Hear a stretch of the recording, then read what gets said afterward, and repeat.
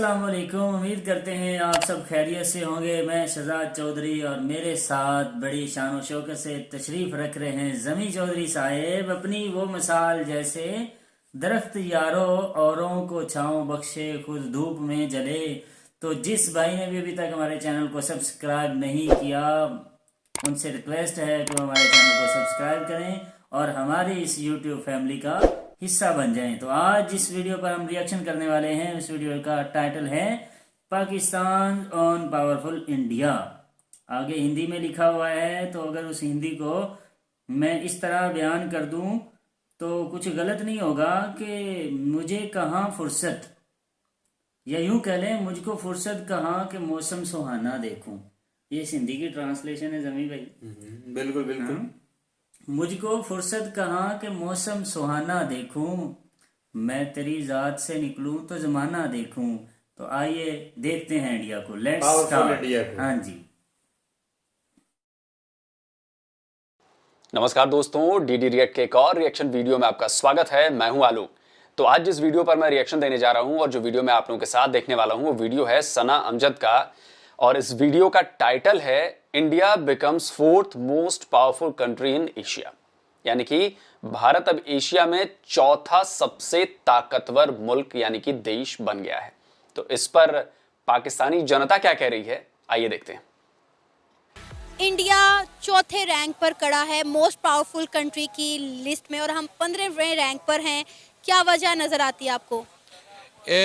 क्योंकि पाकिस्तान में जो है ना वो एज सच जो है ना वो लोग टेक्नोलॉजी का यूज़ नहीं है। फिर दूसरा यहाँ पे प्रैक्टिकल एजुकेशन नहीं है, क्योंकि आजकल पूरी दुनिया में जो है ना वो पावरफुल का ट्रेंड जो है ना वो ज़्यादातर पाया जाता है कि आप जो है ना वो अपनी पॉजिटिव चीज़ों को किस तरह से जो है ना वो पूरी दुनिया में जो है ना वो भेज सकते हैं। अब आप ये देखें कि टेक्नोलॉजी का वहाँ पे जो रिसोर्सेज है ना, मोस्ट टेक कंपनीज जो है इंटरनेशनली वो वहाँ पे जो है ना वो अपने हेडक्वार्टर्स बना रही हैं। क्यों बना रही हैं? क्योंकि नैरेटिव बिल्डिंग के लिए जो है ना वो एक तो चलो जी वो सबसे बड़ी मार्केट है, लेकिन किसी भी कंट्री की सबसे बड़ी मार्केट होना जो है ना उसके लिए पावरफुल नहीं है। उस हिसाब से तो भाई यूएसए को जो है ना वो कम होना चाहिए, लेकिन वो इस वजह से है क्योंकि वहाँ पे जो है ना वो टेक्नोलॉजी का यूज़ बहुत ज़्यादा है। फिर जितने भी आप कह लें कि जितनी भी बिग जॉइंट्स हैं, ठीक है, टेक्नोलॉजी की, उनके हेड कौन से हैं इस टाइम? वो है। इस वजह से वो जो है ना वो अपनी डेमोक्रेसी को प्रिवेल करते हैं। इवन के वहाँ पे जो जितने भी उनके नेशनल लीडर्स हैं वो सारे के सारे हिंदुत्व पे हैं, लेकिन उनका नैरेटिव जो है ना वो फिर भी पॉजिटिव प्रिवेल करता है ऑल ओवर द वर्ल्ड। उस वजह से फिर जो बहुत सारी अच्छा, आपका इस्लाम पे नहीं है, आपकी जो लीडरशिप है वो इस्लाम नहीं है। आपके जो शेख रशीद हैं वो भारत के खिलाफ जीत हुई तो कहते हैं कि जी ये क्रिकेट में जीत जो है वो इस्लाम की जीत है। कम से कम आप लोग तो ऐसी बातें मत करिए यार। हमारा ये बताइए, हमारे किस लीडर ने ये कहा होगा कि ये जो क्रिकेट में जीत है वो हिंदुत्व की जीत है? किसी ने नहीं कहा। यही फर्क है आप में और हम में, ये फर्क है, और इस फर्क को आप महसूस नहीं कर पा रहे हैं तो आपकी गलती है, और इसलिए नतीजा आप सबके सामने है कि पाकिस्तान की हालत क्या है और भारत की कैसी है। सैंक्शंस है ना उनको नहीं लगती है। अब पाकिस्तान में टेररिज्म तो है नहीं, we are living in a peace, लेकिन यहाँ पे फिर भी पूरी दुनिया में यही बताया जाता है जिस तरह से यहाँ पे पता नहीं कितना टेररिज्म है। उस वजह से फिर इंटरनेशनल रैंकिंग में ना ये चीज़ें बहुत ज़्यादा आपको जो है ना वो डाउन लेके जाती हैं। तो इंडिया का ये बहुत ज़्यादा प्लस पॉइंट है। और सेकेंडली ये क्योंकि वो बिगेस्ट मार्केट है, इस वजह से कोई भी कंट्री, इवन कि आप रिसेंटली देख लेंगे चाइना और इंडिया का कॉन्फ्लिक्ट हुआ, लेकिन चाइना इंडिया के साथ अपने रिलेशंस ख़राब नहीं कर सकता था क्योंकि वो अफोर्ड नहीं कर सकता था। उनकी $90 बिलियन की जो है ना वो आपस में ट्रेड है। तो जब आप इस तरह से होते हो ना तो फिर आप पावरफुल कंट्री होते हो, और इस चीज़ को हम डिनाई नहीं कर सकते हैं। इंडिया कब और कैसे इतना स्ट्रांग हो गया कि वो आज इतना पावरफुल मुल्क बन गया है और हम कहीं पीछे रह गए हैं? देखें, उसकी तो बिस्मिल्लाहिर्रहमानिर्रहीम, सबसे पहले तो मैं ये बताऊंगा कि उसकी मुख्तलिफ वजूहात हैं, जिनमें आप सबसे पहले ये देखें कि उनमें जो जैसी भी रही है कंटिन्यूसली जो है ना एक डेमोक्रेसी रही है, जो पाकिस्तान में अनफॉर्चुनेटली वो नहीं रही। दूसरी बात ये है कि हम उसके साथ कंपेयर तो जो है ना कर ही नहीं सकते, क्योंकि पाकिस्तान को माजी अगर पाकिस्तान का देखें तो जितने मसाइल का सामना पाकिस्तान को रहा है उतना पूरी दुनिया में ऑल ओवर द वर्ल्ड मैं चैलेंज करता हूँ थोड़ी बहुत एजुकेशन याफ्ता हूँ, लेकिन मैं ये हिस्ट्री का तालिब इल्म होने के नाते ये दावा करता हूँ कि आप इतने क्राइसिस में दुनिया का कोई और मुल्क दिखा लें जो गुजरा हो कि पाकिस्तान चूँकि दहशतगर्दी की लपेट में ही इतना है कि डेवलपमेंट कैसे हो सकती है। अभी तक पाकिस्तान में कोई भी बड़ा बिजनेसमैन कदम नहीं रखना चाहता क्योंकि उसको गारंटी नहीं है, श्योरिटी ही नहीं है कि भाई मैं पाकिस्तान बिजनेस लेके आऊँ करोड़ों रुपए और यहाँ आके डुबो दे। आजकल जो है ना टेक्नोलॉजी का दौर है और टेक्नोलॉजी में अब क्वांटम कंप्यूटर पे हम चले गए हैं, ठीक है ना। दुनिया इस पे काम कर रही है, तो इसमें ये देखना होगा कि कौन सा मुल्क टेक्नोलॉजिकली कितना स्ट्रांग है। अगर हम देखें तो पाकिस्तान इसमें से थोड़ा सा लैग कर रहा है टेक्नोलॉजी में, जबकि इंडिया उसमें हमसे आगे जा रहा है। आप देखें कि जनाब सिलिकॉन वैली में कौन सीईओ बैठा हुआ है, इंडिया के सीईओज बैठे हुए हैं। बाकी जो है गूगल में देख लें, ट्विटर में देख लें, तो इंडिया हमसे जो है ना टेक्नोलॉजिकली आगे है। तो हमें भी उसी तरह टेक्नोलॉजी पे काम करना होगा, वो डिफेंस के पर्पस पे हो, एजुकेशन के पर्पस पे हो, डेवलपमेंट के पर्पस के हवाले से हो, किसी भी हवाले से, हेल्थ के पर्पस से हो। तो हमें टेक्नोलॉजिकली अपने आप को स्ट्रेंथन करना होगा, स्ट्रांग करना होगा और इस पे अपने रिसोर्सेज जो है वो एलोकेट करने होंगे, वो फाइनेंशियल रिसोर्सेज हों चाहे ह्यूमन रिसोर्सेज हों, ठीक है। इस हवाले से हमें बहुत ज़्यादा काम करने की ज़रूरत है ताकि हम जो है डिफेंस को अपने को ज़्यादा से ज़्यादा मजबूत कर सकें, अपने ह्यूमन रिसोर्स को यूटिलाइज कर सकें। सर, लोई इंस्टीट्यूट एशिया पावर इंडेक्स 2021 की रिपोर्ट आई है और इस रिपोर्ट के मुताबिक मोस्ट पावरफुल कंट्री की लिस्ट में इंडिया को चौथा रैंक हासिल है, जबकि पाकिस्तान को 15वां। और ये रैंकिंग जो है वहाँ किसी भी मुल्क की एशिया कंट्री के रिसोर्सेज, डेमोक्रेसी, इकोनॉमी, वहाँ का कल्चर और इन तमाम चीज़ों को देखकर जो है सेट किया जाता है। और पाकिस्तान 15वें रैंक पर आया और इंडिया जो है वो चौथे रैंक पर है। क्या कहेंगे इस हवाले से? सिंपल सी बात है कि इंडिया की जो इकॉनमी है वो पाकिस्तान से ऑब्वियसली स्ट्रॉन्ग है, एक बड़ा मुल्क है पाकिस्तान, ऑब्वियसली उसके बाद बना है, सारा कुछ लेट है और हम उस तरह से ग्रोथ नहीं कर रहे हैं जो कि हमें करनी चाहिए थी। पाकिस्तान को भी स्टार्ट में यानी काफ़ी ज़्यादा चांसेस मिले थे कि पाकिस्तान टेक्नोलॉजी में आगे जाता, लेकिन उस वक्त इंडिया ज़्यादा आगे चला गया, पाकिस्तान पीछे रह गया। तो हो जाएगा इंशाल्लाह, आहिस्ता आहिस्ता हम भी आगे आ जाते हैं। ये नहीं है कि हम ऑब्वियसली, मैं यानी उसी बात को अपनी कंटिन्यू करता हूँ कि इंडिया के पास रिसोर्सेज ज़्यादा हैं, ऑब्वियसली एक बड़ी जगह है, बड़ा मुल्क है, बड़े लोग हैं। जो इंडियन आर्मी है वो काफ़ी जो है ना पावरफुल हो गई है। जब चाइना और इंडिया का कॉन्फ्लिक्ट हुआ था तो उन्होंने अच्छे और एडवांस इक्विपमेंट वहाँ पे लगवाया बॉर्डर पे, और उनकी पूरी कौम ने जो है ना उनकी आर्मी को सपोर्ट किया। और दूसरा, वहाँ जो डेमोक्रेसी है वो स्टेबिलिटी में है, हमारे यहाँ नहीं है एज सच। और तीसरी बात ये है कि वो फॉरेन इन्वेस्टमेंट जो है उसको वो डायरेक्ट करते हैं लोगों को, वो कहते हैं कि यहाँ पे आएँ। और आजकल तो ये है कि हमारे जो दोस्त मुल्क थे वो भी उधर ही जा रहे हैं क्योंकि उनकी पॉलिसीज ऐसे हैं। लेकिन वहाँ की रिसोर्सेज इसलिए बढ़ रहे हैं, वहाँ की पॉपुलेशन ज़्यादा है, वहाँ पे अपॉर्चुनिटीज़ ज़्यादा हैं और इंटरनेशनल जो मार्केट्स हैं वो सबसे पहले वहीं पे ही मतलब जाती हैं, सर्वे करती हैं। अच्छा, मैं एक चीज़ कहना चाहूँगा कि ये पाकिस्तानी जब भी रिएक्शन में देखता हूँ तो ये लोग लगातार कहते हैं कि वहाँ की मार्केट बहुत बड़ी है, वहाँ की पॉपुलेशन बहुत ज़्यादा है, इसका फ़ायदा मिलता है। भाई, तो मैं एक चीज़ कहना चाहता हूँ, जापान की मार्केट कितनी बड़ी है, जापान की पॉपुलेशन कितनी है, जापान जिस ज़मीन से उठ के आया है ना वर्ल्ड वॉर 2 के बाद, जब उसके ऊपर एटम बम गिराए गए, पूरा जापान तबाह हो गया युद्ध के चक्कर में। लेकिन ये जापानियों की मेहनत थी, वो पॉपुलेशन में भी कम है, साइज में भी कम है, आप समझ रहे हैं, लेकिन उसके बाद भी जापान आज डेवलप्ड मुल्क है। तो ये बार बार मत कहिए कि भाई पॉपुलेशन बहुत ज्यादा है, रिसोर्सेज बहुत ज्यादा है। रिसोर्सेज हम लेके पैदा हुए थे क्या, या रिसोर्सेज हमने खुद बनाई हैं? हमने रिसोर्सेज डेवलप किए हैं। और जब आजाद हुआ था आपका, हमारा मुल्क आजाद हुआ था और आप पैदा हुए थे, तो हम दोनों सेम प्लेटफॉर्म पे थे। जो दिक्कतें आपके यहाँ थी वही दिक्कतें हमारे यहाँ थी, जो चीजें आपके यहाँ प्लस थी वो भी चीजें हमारे यहाँ, सेम एक ही कंट्री थी ना भाई पहले, तो हर जगह चीजें एक जैसी थी। लेकिन आप लोगों ने जो रास्ता अख्तियार किया आगे बढ़ने का, वो रास्ता गलत था और उसका नतीजा आज है कि आज 74 साल बाद आपकी हालत ऐसी है और आज हम 74 साल बाद डेवलप होने की तरफ बढ़ रहे हैं। तो ये बुनियादी फर्क है। और एक बात भाई साहब ने सही कही, डेमोक्रेसी तो वहां की जनता तय करे ना। जनता कैसे फौज के हाथ में शासन दे देती है? जनता से ज्यादा फौज है वहां पे, नहीं है ना? तो ये मत कहा कीजिए कि मुल्क बड़ा है, रिसोर्सेज ज्यादा हैं, पॉपुलेशन ज्यादा है। तो भाई जो कंट्रीज, यूएसए की पॉपुलेशन कितनी है? यूएसए की पॉपुलेशन कितनी है? देखिए जरा ध्यान से, कभी पढ़िए, आपसे थोड़ी सी ज्यादा है, बहुत ज्यादा नहीं है। तो इसका कोई संबंध नहीं है, संबंध नियत में। और यहां के जो लोग हैं ना, हमारे देश के लोग, वो मेहनती हैं, हार्ड वर्क करते हैं, वो डेवलप होना चाहते हैं। आपकी तरह नहीं है कि बैठे बैठाए सब मिल जाए जमींदारों की तरह, समझे आप? और वहीं पे सबसे पहले स्टार्ट कर दी। आप देख लें, अमेजोन देख लें, और भी जितनी भी काफ़ी चीज़ें हैं, ये पहले इंडिया से स्टार्ट होती है। बिकॉज यू नो मार्केट जो है ना वो डिपेंड करती है। अब जाहिर सी बात है, अगर मैं यहाँ पर कोई रेस्टोरेंट ओपन करता हूँ तो वहाँ पे 10 लोग आ रहे हैं, बट वहाँ दूसरी जगह पे 100 लोग आ रहे हैं इंडिया के पास। तो जाहिर सी बात है, ज़्यादा मार्केट है, ज़्यादा इकोनॉमी है, ज़्यादा मतलब कि जो आपकी मनी है, मतलब जो कैश है, वो आपका फ्लो हो रहा है, आना जाना हो रहा है। तो आई थिंक मुझे ये लगता है कि वो लोग यंग लोगों पे ज़्यादा काम कर रहे हैं। हमारे यहाँ पे यंग लोगों पे काम नहीं है, वो लोग एजुकेशन पे बहुत अच्छा काम करते हैं। कौन सी चीजें हैं जो किसी कंट्री को पावरफुल बनाती हैं? बेसिकली जो है ना वो आ जाता है कि आप ह्यूमन रिसोर्सेज को किस तरह से जो है ना वो करते हो, यूटिलाइज करते हो। फिर थर्ड आ जाता है कि आपकी पॉपुलेशन डेंसिटी जो है ना वो कैसी है। थर्ड आ जाता है कि आपकी टेक्नोलॉजी जो है ना वो किस तरह से है।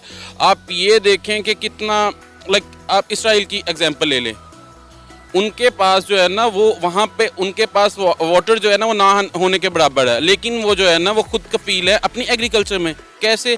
क्योंकि वो ड्रिप इरिगेशन सिस्टम यूज़ करते हैं, क्योंकि वहाँ पे मॉडर्न टेक्नोलॉजीज़ को अडॉप्ट किया जाता है।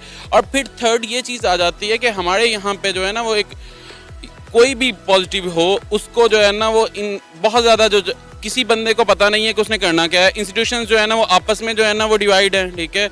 उस वजह से फिर प्रॉपरली वहाँ पे जहाँ पे इंसान को पता हो, हर इंस्टीट्यूशन को पता हो कि मेरी जो है ना वो लिमिटेशंस क्या है और मैंने जो है ना वो अंडर रहना है लॉ के, जो कि हमारे लिए बनाया गया है पाकिस्तान में। क्योंकि आप ये देखें कि कोई भी पॉलिसी जो होती है ना वो आफ्टर 5 to 6 ईयर्स जो है ना वो अपने फ्रूटफुल रिजल्ट देती है। लेकिन यहाँ पे क्या होता है कि एवरी 5 ईयर्स, इवन कि अब 5 ईयर्स होना शुरू हुए हैं, पहले तो 5 ईयर्स भी नहीं होते थे। सो इस वजह से वो जब भी कोई आता था तो वो निगेट कर देता था दूसरे की पॉलिसीज़ को। तो जब पॉलिसीज़ जो है ना वो मैच्योर हो रही हैं और उसके बाद उनके बेनिफिट्स मिलने हैं, अगर आप उनको मैच्योर होने ही नहीं दे रहे हो, उससे पहले जो है ना उनको ख़त्म कर रहे हो, तो देन ऑब्वियसली आप पूरी दुनिया की किसी की भी आप एग्जांपल ले लें, कोई भी आता है ना तो वो हमेशा लास्ट पॉलिसीज़ जो है ना उनको कैरी आउट करता है। उसका ये होता है कि यार ये जो पॉलिसीज़ है ना ये अच्छी हैं तो इनको जो है ना वो आगे लेके जाना चाहिए। सो बेसिकली जो होती है ना एस्टैब्लिशमेंट होती है, जो आपकी सिविल ब्यूरोक्रेसी होती है वो लीड करती है। सर, क्या वजह नजर आती है कि इंडिया दिन ब दिन आगे के आगे बढ़ता जा रहा है? आए दिन किसी ना किसी चीज़ में इंडिया की डेवलपमेंट नजर आती है। मोस्ट पावरफुल कंट्री होना मेरा ख्याल है एक बहुत बड़ी बात है, और यूएस फर्स्ट रैंक पे और इंडिया चौथे रैंक पर। मैं तो सुन के ही हैरान हो गई। जी जी, इसमें यह है ना, देखें कि इंडिया ने अभी मतलब $1 मिलियन उसने टेक्नोलॉजी के लिए एलोकेट कर दिए हैं। यूएस तो वैसे ही टॉप पे है, वो ब्रेन ड्रेन करता है। जितने भी हमारे पाकिस्तान में देख लें, जितने हमारे जो है इंटेलेक्चुअल लोग होते हैं, काबिल लोग हैं, वो यूएस से ड्रेन कर लेता है, ठीक है। और हम जो है अपने टैलेंट को ज़ाहिर कर रहे हैं, हम अपने टैलेंट पे कोई इन्वेस्ट नहीं करते। हमारी कोई सीधी सी बात है, प्लानिंग नहीं है, हम प्लानिंग में लैग कर रहे हैं, हम रिसोर्सेज देने में अपने इंटेलेक्चुअल को रिलेक्टेंट है। तो इस हवाले से जो है ना हमें बहुत ज़्यादा मेहनत करने की ज़रूरत है। हमारी गवर्नमेंट की पॉलिटिकली जो है कमिटमेंट की ज़रूरत है। इस पॉइंट ऑफ व्यू को देख के इस डेवलपमेंट पे जो है ना बहुत ज़्यादा, जितनी हमारी पॉलिटिकली हमारी गवर्नमेंट की कमिटमेंट डेडिकेशन होगी, उतना ज़्यादा हमारी जो है ना डेवलपमेंट होगी, अपना डिफेंस भी मजबूत होगा और बाकी इदारे भी तरक्की। रिसोर्सेज हमारे पास भी हैं, हम उन्हें यूटिलाइज नहीं करते, या क्या रीज़न है? मोस्ट पावरफुल कंट्री, मतलब आप देखें बहुत बड़ी चीज़ है कि कल को अगर इंडिया के साथ कोई जंग की सूरत हाल में आता है तो इंडिया तो बहुत अच्छे से फाइट भी कर सकता है, अपनी आवाम को रिसोर्सेज भी फ्राहम कर सकता है। क्या कहेंगे आप इस हवाले से? और इंडिया ने रशिया को बीट करके ये रैंक हासिल किया है। रशिया को तोड़ने वाले भी हम हैं। First of all Soviet union हमने ही तोड़ी हुई है, तो पाकिस्तान से ज़्यादा क्या पता है, यही जो चीज है ना, यही आपको डुबो रही है। आपने रशिया को तोड़ा है, बाप रे, आप ये भरोसा कैसे कर लेते हो यार? कैसे भरोसा करते हो? अगर आपने रशिया को तोड़ा है और आज तक आप भारत से कश्मीर नहीं ले पाए, आपने अमेरिका को पीछे धकेल दिया और आज तक आप भारत से कश्मीर नहीं ले पाए, आप इतनी बड़ी ताकत हो और आज तक जो है वो 4 बार लड़ाइयां छेड़कर भी हमसे पिटने के बाद भी कश्मीर ले नहीं पाए आप। इतना कॉन्ट्राडिक्शन कैसे भाई? कैसे इतने यकीन से, कैसे इतने भरोसे से आप कह लेते हो? बताओ यार, ये बंदा पढ़ा लिखा लग रहा है और ये कह रहा है कि भाई रशिया को हमने तोड़ा है। अब पुतिन सुन लेगा ना, डंडे लेकर आएगा वो तुम्हारे पीछे, रशिया को तुमने तोड़ा है। यार वो कौन सी कहावत है, मियां मसूर की दाल, कुछ ऐसा है, याद नहीं आ रहा मुझे। रशिया को इन्होंने तोड़ा है भाई, हैट्स ऑफ ब्रदर। यानी कोई स्ट्रांग नहीं है। सेकेंडली जो जंग की सूरत हाल के अंदर है, ऑब्वियसली एक रिसोर्सेज ज़्यादा हैं, उनके पास पैसा ज़्यादा है, उनके पास जंगी वेपन्स वगैरह हर चीज़ ज़्यादा है। लेकिन फिर से वही आ जाती है कि हम लोग तो जितने, हमें 70 साल हो गए, तो हम 70 साल से जंग के अंदर हैं और हम उस चीज़ को लेकर चल रहे हैं। तो I think Muslims are better in this sense के किस तरह से लेकर चला जाए। अब हम इसमें बेहतरी किस तरह ला सकते हैं? आप हमारी गवर्नमेंट को क्या सजेशन देना चाहेंगे? जी, गवर्नमेंट को ये हमारी सजेशन है। अब देखें कि एक घर बनाते हैं आप, तो पहली बुनियाद उसका क्या होता है कि हम नीचे से जो सतह होती है वो मजबूत होनी चाहिए। तो वो कहाँ से शुरू होती है? आपकी एजुकेशन से शुरू होती है, हमारे मुल्क की। क्योंकि हमारे मुल्क में जो रेशियो है वो यंग जनरेशन ज़्यादा है। अगर आपकी यंग जनरेशन को मिसलीड किया जाएगा एजुकेशन की तरफ से, कि जैसे कि खाली डिग्री थमा दी, आप जा रहे हैं कहीं भी, डिग्री, अब मार्क्स लेके क्या करेंगे आप? खाली पेपर, एक पेज का क्या करेंगे आप? प्रैक्टिकली प्रूव करो ना भाई। अगर आपने 1100 में से 1100 नंबर लिया है तो कहाँ कोई अब्दुल कदीर खान क्यों नहीं बना? कहाँ है? कितने बड़े साइंटिस्ट हैं हमारे मुल्क में। ये भाई अभी कह रहे थे मैं डाटा साइंटिस्ट हूँ, ठीक है, मैं एग्री विद यू, लेकिन भाई आप मुझे ये बताएं ना कि हमारे पाकिस्तान के अंदर कितने बड़े टेक्नोलॉजी के अंदर साइंटिस्ट बैठे हैं, या ओवरऑल अच्छे फिजिशियंस बैठे हैं, या कोई बड़ा साइंटिस्ट बैठा है डॉक्टर अब्दुल कदीर खान के बाद के जिसने कोई काम किया हो।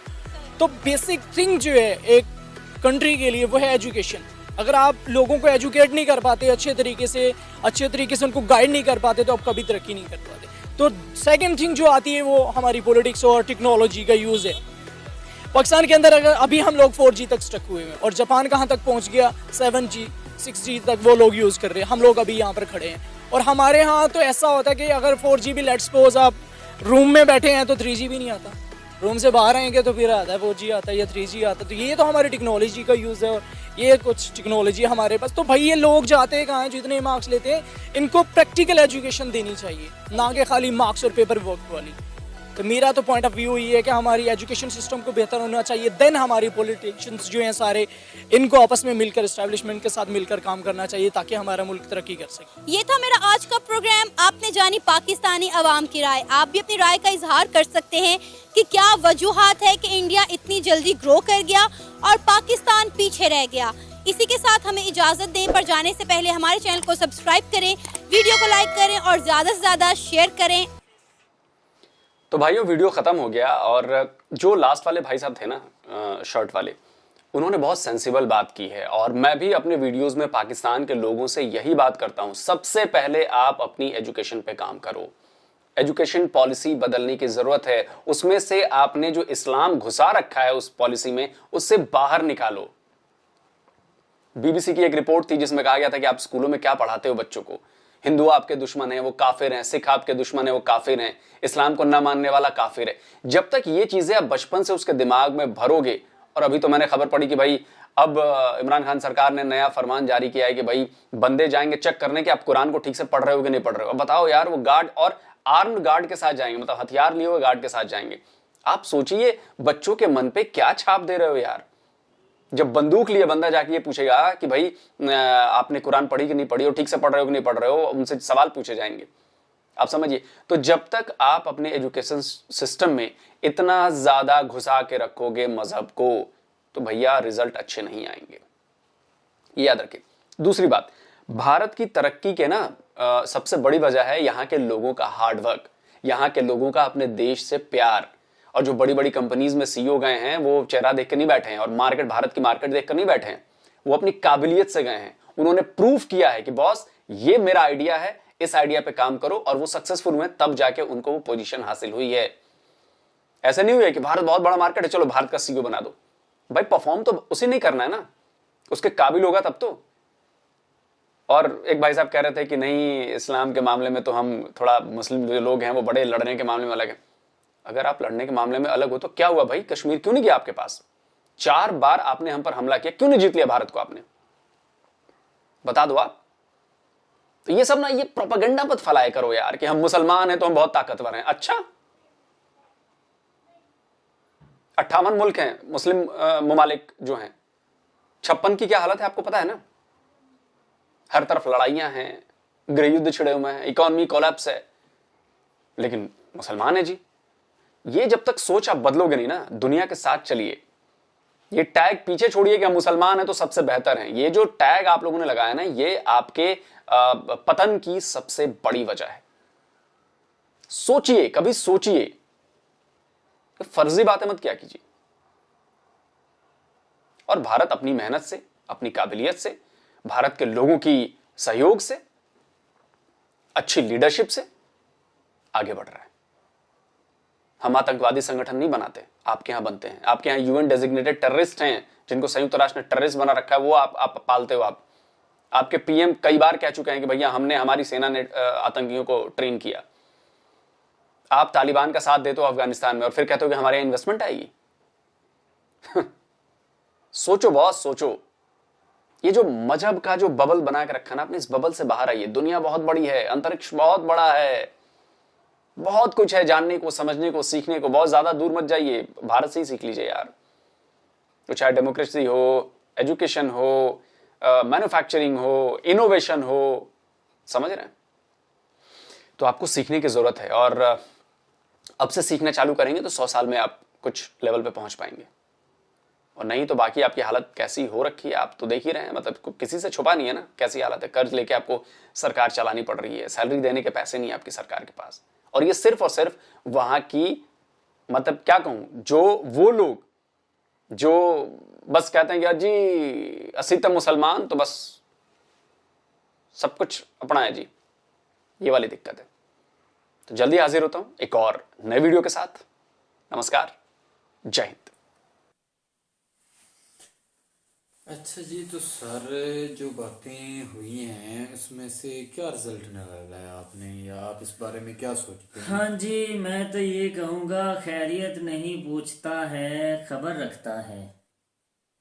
आलोक भैया के नज़र है ये कि बड़ी खबर रखते हैं ना ये। पब्लिक रिएक्शन जो होते हैं ना, उसमें बहुत ज़्यादा रिएक्शन तो हो ही जाता है। बहुत सारे मुख्तलिफ जो है जवाब सवाल वो हो जाते हैं और उनके जवाब भी हो जाते हैं। मुख्तलिफ लोग जो होते हैं वो अपनी मुख्तलिफ राय देते हैं, फिर लास्ट पे हमने तो अपना व्यू देना ही होता है, अपना पॉइंट ऑफ व्यू देना होता है थोड़ा बहुत, तो वही बचता है। आलोक साहब के लिए है जी, आलोक भैया के लिए, कि खैरियत नहीं पूछता खबर रखता है, सुना है वो शख्स मुझ पर नजर रखता है। अच्छा। तो जी आलोक भैया हम पे नजर रखे हुए हैं, वो देखते हैं कि क्या चल रहा है, क्यों चल रहा है। तो यकीनन जितने पब्लिक रिएक्शन और जितने इधर उधर वाले रिएक्शन हैं, या जैसे नजमुल हसन बाजवा साहब पे भी इन्होंने नज़र रखी हुई थी, तो यकीनन ये हम पे भी नज़र रखे हुए हैं। लेकिन हम बड़े प्यार और इत्मीनान से इन्हें ये कहेंगे कि आलोक भैया आप बहुत अच्छे हैं, आप बड़ा, आपका बोलने का अंदाज बड़ा अट्रैक्टिव है, बड़ी आप में अट्रैक्शन है। तो जब आप गुस्से में बोलते हैं तब और भी ज़्यादा प्यारे लगते हैं। फिर अच्छा, यहाँ पे जो है कहने को कुछ खास है नहीं, लेकिन मैं फिर भी यही कहूँगा कि एजुकेशन है। हाँ जी, वो आप जो बात कर रहे हो ना, यही दोबारा कर तो जो एजुकेशन के मामले में जो बात की उस लड़के ने, वो बिल्कुल सही की और सर लोग ने भी इस बात को सराहा। लेकिन इस यहाँ पे मैं एक और बात अपनी तरफ से ऐड कर दूं कि आज तक मैं भी चैलेंज के साथ कहता हूँ कि तरक्की के मामले में या आगे बढ़ने के मामले में इस्लाम ने कभी किसी को मना नहीं किया कि आप तरक्की ना करो, आप आगे ना बढ़ो, आप बिल्कुल जो है इसके पीछे पड़े रहो। क्योंकि यहाँ पे ऐसे है कि मतलब बन गया ना, फिरका वारियत आ गई, आप इसको ले लें, तो जिसको जो अच्छा लगा उसने उसको फॉलो कर लिया और दूसरे को कहा कि तुम। अब यहाँ पे सूरत हाल ये है, वही बात जो उन्होंने की कि इससे आगे निकलो। और इसका मतलब तो मैं यही लूंगा कि जो उन्होंने कहा कि यही कहा कि हम एक दूसरे को कहते हैं कि तू काफर, मैं काफर, फलां काफर। तो ये सूरत हाल, अब सर आपको पता होगा कि किसी दौर में जो है हमारे यहाँ पे लड़ाइयाँ हो जाती थी कि एक तकरीर कर रहा है या कहीं पे तकरीर हो रही है किसी फिरका की, और उसी तकरीर के दौरान एक दूसरे को काफिर के जो है लक़ब दिए जा रहे हैं, और बाद में पता चलता है कि जी मौलवी आपस में लड़ पड़े और दंगे फसाद, इस तरह का सूरत हाल। वो अल्लामा इकबाल साहब का शेर है ना कि हम हैं तौहीद हस्ती सारा जहां हमारा, हम हैं काफिरों के काफिर खुदा हमारा। तो बात समझने वाली है, जो समझते हैं वो जानते हैं, और जो पूरी तरह इल्म नहीं रखते उन्हें नहीं ऐसी बातों की समझ। तो ये जो काफिर और मुस्लिम का झगड़ा है ना, ये ज़्यादा पुराना नहीं है, और ना ही आजकल के दौर में ना, ये पहले से काफ़ी बेहतर हो चुका है। आजकल के दौर में ना ही इस झगड़े को अब हाईलाइट किया जा रहा है, इसको हाइड कर दिया अच्छा गया है। देखें, एक और बात है यहाँ पे, मैंने लास्ट टाइम वीडियो में कही थी कि बात ये की थी कि भाई आप कहते हो कि फलां दुश्मन है मेरा या फलां ऐसा है, तो इतने स्ट्रोंग तो हो जाओ कि यार दुश्मनी तो निभा पाओ ना। दुश्मनी भी वो क्या कहते हैं कि टक्कर के बंदे से ली जाती है। जब एक बंदा टक्कर का ही नहीं है तो उससे दुश्मनी लेनी जो है वो महंगी पड़ेगी। तो हाँ जी, उनकी रैंकिंग 4 है, हमारी 15 है, तो अभी तो टक्कर नहीं बन रही ना। असल में यार इंडिया कब कहता है कि आप हमारे साथ लड़ो? इंडिया कब कहता है कि आप हमारे साथ लड़ो, आओ जंग करो? ये बात भी तो है ना। अब इंडिया अपनी डेवलपमेंट कर रहा है, वो देखें, जब लड़ाई होती है या मसले मसाइल होते हैं, जंग होती है कोई भी, तो चाहे थोड़ा सही, मैं ये नहीं कहता कि बहुत ज्यादा नुकसान हो जाएगा, थोड़ा हो जाए, थोड़ा तो नुकसान होगा ना। लेकिन इस चीज को ये इस जमरे में ले लेना कि अच्छा चलो हमारा थोड़ा हो जाएगा तो कोई बात नहीं, नुकसान, हाँ नुकसान ही होता है, थोड़ा हो या ज्यादा हो। अब देखें कि फर्ज करो 10 लोगों का एक साइड पे नुकसान होता है और एक साइड पे जो है वो हजारों की सूरत में नुकसान हो जाता है। लेकिन वो भी 10 किसी के तो थे ना, किसी के तो वो प्यारे, किसी के भाई, किसी के बाप, किसी के बेटे थे ना। तो इस तरह की सूरत हाल जो है इसको मद्देनजर रखना चाहिए। और इतना करीब हैं हम एक दूसरे के कि सिर्फ एक लाइन का फर्क है, और हम यूं कहें कि जनाब लड़ने झगड़ने वाली बातें तो आपसी जो पहली बात तो ये है कि इंडिया के साथ जो है ताल्लुकात जो है वो तब ठीक होंगे जब हमारे यहाँ पे हमारे स्टैब्लिशमेंट या हमारी कोई एजुकेशन का निज़ाम ठीक होगा, हमारी जमहूरियत जो है, डेमोक्रेसी जो है ये ठीक हो जाएगी। ये आपस में जब ठीक होंगे तो फिर जो है ये कोई एक अच्छा एक क्या कहते हैं एक स्टेज पे आ जाएंगे।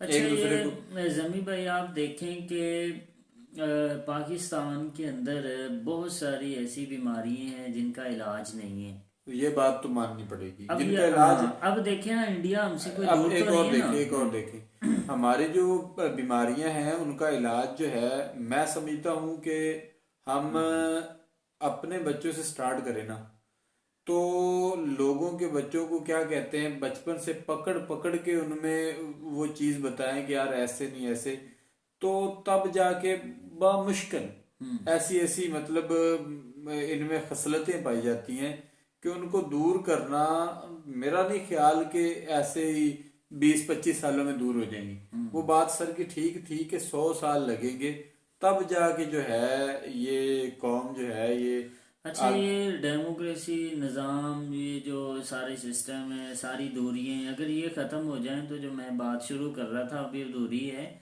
कि बहुत सारी ऐसी मर्ज हैं जिनके इलाज पाकिस्तान से चलकर जाके इलाज इंडिया से हो सकते हैं, है ना। ऐसे इंडिया के अंदर बहुत सारी ऐसे पढ़े लिखे लोग और बहुत सारी वहाँ टेक्नोलॉजी है कि वहाँ इलाज हो सकते हैं।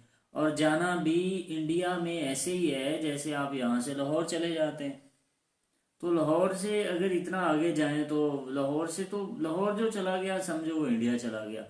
तो अब हमारी अगर गवर्नमेंट या हमारी जो जमहूरी निज़ाम है ये अगर अच्छा हो जाए, या सारे सिस्टम ये जो जितनी भी अंदरूनी जो झगड़े हैं या एक्सटर्नल या इंटरनल बातें हैं, अगर ये सारी की सारी बेहतर हो जाएं तो मेरे ख्याल में एक फुली इंसानियत का बहुत बड़ा फायदा होने वाला है।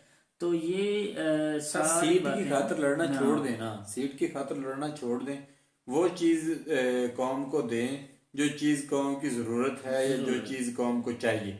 अब होता क्या है कि अगर यहाँ पे एक और बात भी है कि महंगाई अगर कम होती है तो तब क्या होता है, तब सिर्फ ये हो रहा होता है कि एक कर्जा आया होता है, वो कर्जे को जी सब्सिडी के तौर पे दे दिया जाता है, बांट दिए जाते हैं पैसे, और एट द एंड क्या होता है, वो सारे के सारे पैसे सर पे चढ़ जाते हैं। तो अब करें तो क्या करें, किस तरफ जाएं, कुछ क्या कहते हैं कि आम आवाम जो है, आम इंसान जो है, इसकी समझ में तो नहीं आ रहा कि किस तरफ जाएं। तो वो एक और कहावत है कि भूखा, पता नहीं इस तरह का कुछ है, अब माइंड से निकल गया। तो खाएगा क्या और नहाएगा बिल्कुल, क्या? हाँ बिल्कुल, हाँ ऐसे ही था। तो ये बातें तो बिल्कुल ऐसी नंगा ही नहाएगा हैं। क्या और निचोड़ेगा क्या, हाँ बिल्कुल ये था। तो वो बात है कि जब है ही नहीं कुछ पास, तो फिर भाई ऐਵੇਂ ही लंबी चौड़ी बातें नहीं, जो हम है तो ये। इस बात पे हमारी ज़बानें लड़खड़ा रही हैं क्योंकि हमें कुछ समझ नहीं आ रहा कि हम पाकिस्तान के इस निज़ाम को लेकर किस तरह ठीक कर सकते हैं। बेशक हम जमहूरी निज़ाम के अंदर ही जी रहे हैं, हम आवाम के हाथ में होता है निज़ाम को बदलना। अब दो चार बेशक फर्दी शख्सी मेहनत से, फर्दी मेहनत से ही माशरे बनते हैं, लेकिन अब दो इंसान, तीन इंसान, या हम जो दो बंदे इधर एक व्यू लेकर बैठे हैं, इसी तरह के कोई और 10 बंदे होंगे, उन 10, 20, 100, 200 को लेकर कैसे बदल सकते हैं सारा कुछ। निज़ाम बदलने के लिए एक बहुत बड़ी कम्युनिटी चाहिए, एक बहुत बड़ा माशरा चाहिए, फिर उस माशरे को लेकर आगे निकलना पड़ता है, और फिर जाकर कहीं सारे का सारा निज़ाम बदलता है। तो चलिए जी, ये वीडियो पब्लिक रिएक्शन और साथ आलोक भैया की जो वीडियो थी, इससे हमें बहुत कुछ सीखने को मिला, और पब्लिक रिएक्शन में बहुत सारी बातें ऐसी थी जो हमने भी सीखी, आप लोगों ने भी सुनी होंगी वो बातें, जिसके अंदर लास्ट पे एक भाई ये कह रहे थे कि अगर कुछ डेवलपमेंट चाहिए तो बेसिक चीज़ें पकड़नी चाहिए। किसी भी बिल्डिंग को तैयार करने के लिए, उसको स्टैंड करने के लिए, उसकी सतह को मुआर करके उसकी जो बुनियाद है, बेस है, उसको पुख्ता किया जाता है। तो किसी भी माशरे की बेस पुख्ता तब भी होती है जब उसका एजुकेशन निज़ाम जो सिस्टम है वो गुड और अच्छा हो जाता है, हेल्दी हो जाता है। तो चलिए इंशाल्लाह मिलेंगे नेक्स्ट वीडियो में। अपना ख्याल रखें, अपने घर वालों का ख्याल रखें, अपने हमसायों का, पड़ोसियों का, गिरदो नवाज स्पेशली दोस्तों का खास ख्याल रखें, क्योंकि ख्याल रखने से ही ख्याल रखा जाता है। मिलेंगे नेक्स्ट वीडियो के साथ, तब तक के लिए हमें दीजिए इजाजत। अल्लाह हाफिज। हाफिज।